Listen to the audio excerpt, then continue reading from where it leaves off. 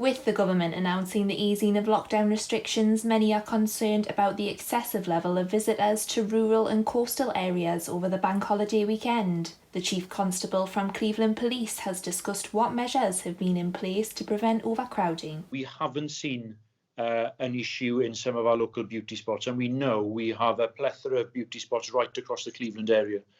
That's been helped by some of our partners who've kept car parks locked, etc., as I mentioned previously.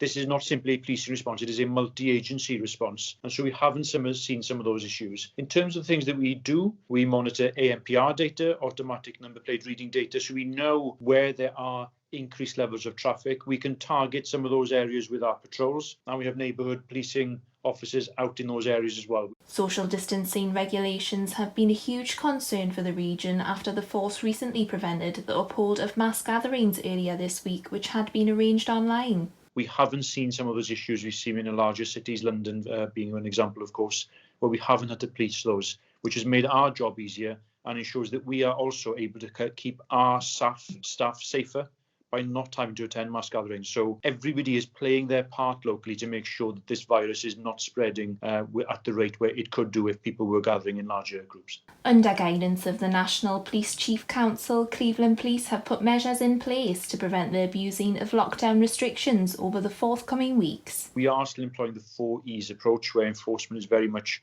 the last stage of that, where the other ones regarding encouragement, explaining, etc., that we do with the public. And the vast majority of our interactions with the public are very much in the first 3 E's before we get to enforcement. But enforcement is still an option which is open to us, and we do still enforce, of course. So the 4 E's approach is something which we still do use, and because that is the national guidance, and we will adhere to that wherever we possibly can.